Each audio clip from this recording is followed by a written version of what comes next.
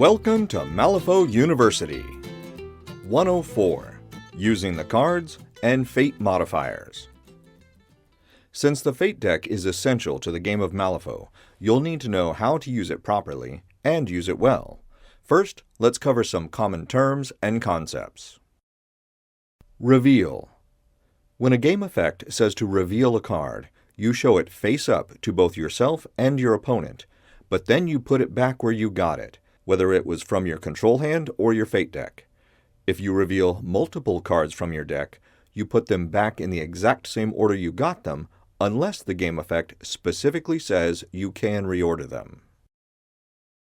Look at.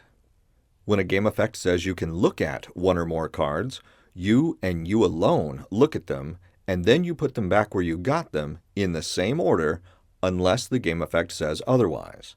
For instance, Big Jake's Consult the Ancestors bonus action says he can look at the top 2 cards of his Fate deck. That means this player gets to look at them, but does not have to reveal them to the opponent. Normally, he'd have to put them back on top of the Fate deck in the same order they were, but this action says he can discard either or both of them, and then put whatever he doesn't discard on top of his Fate deck. If he puts them both in the same place, it says he can put them there in any order. The conflict. Imagine a space between your Fate deck and your opponent's Fate deck. This is the conflict. This is where you both battle it out with attacks and abilities to see what hijinks you can pull and what damage you can do. You'll only ever have one card in the conflict at a time. If you wind up flipping multiple cards for a duel, you'll place only one in the conflict. The others go into your discard pile.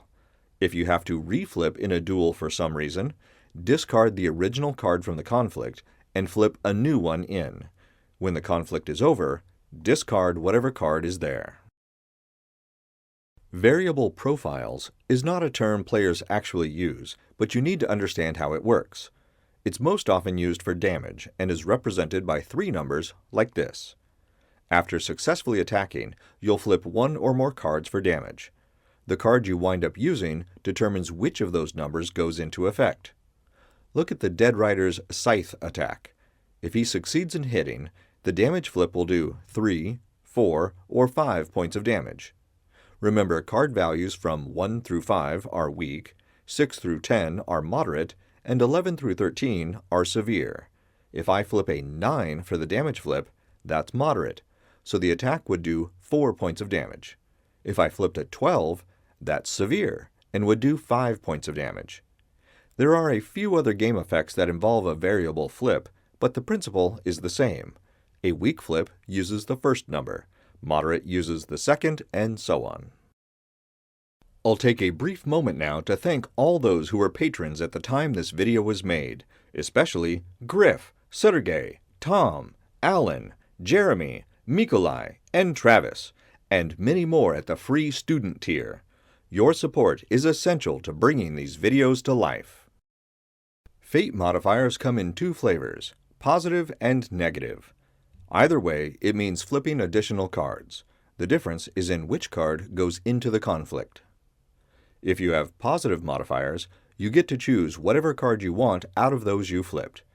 Usually, you'll pick the one with the highest value, but you might pick one for the suit it has in order to trigger certain game effects. If you have negative modifiers, you must take the card with the lowest value. If the lowest value card is tied with others, you get to pick which one you use, if it matters.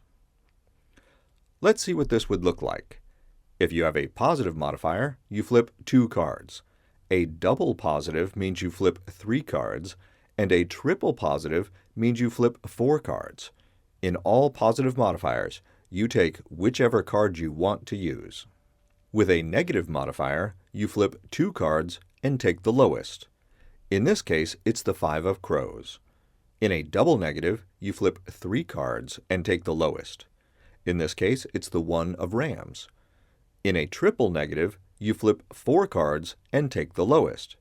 Since the 7 of Masks is tied with the 7 of Crows, you can choose which one you place into the conflict. All other cards are discarded. We'll discuss cheating more in another video, But keep in mind that when you have a negative modifier, you are not allowed to cheat in a card from your control hand.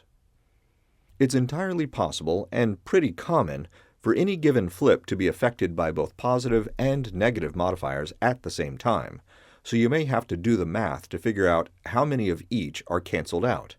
For example, if you have 3 positive modifiers and 2 negative modifiers, it balances out to a single positive modifier, which means you'll flip 2 cards and take whichever one you want. 3 important rules about Fate modifiers are: no matter how many cards you flip, only 1 card goes into the conflict. You'll never flip more than 4 cards in a single duel. If you would mathematically have to flip 5 or 6 cards, you just flip 4 and ignore the rest. When you have a negative modifier, you cannot cheat in a card from your control hand. Fate modifiers are closely related to cheating fate and opposed duels, so be ready to review those subjects together and check back frequently as you play until you are comfortable with the mechanics. Of course, as soon as you feel comfortable with this, one of you will flip a joker and throw the rulebook out the window. Not literally. Don't do that.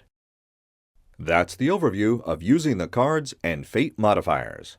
Pick up a printable set of all the markers and tokens you need to play Malifaux in the Wargames Vault. If you haven't already, join our Patreon for early, ad-free access to all new content. And be sure to visit the Malifaux University gift shop for the latest in Malifaux-themed shirts, hoodies, drinkware, and more. Links are in the notes below. And remember, play friendly games, keep it simple, and have fun.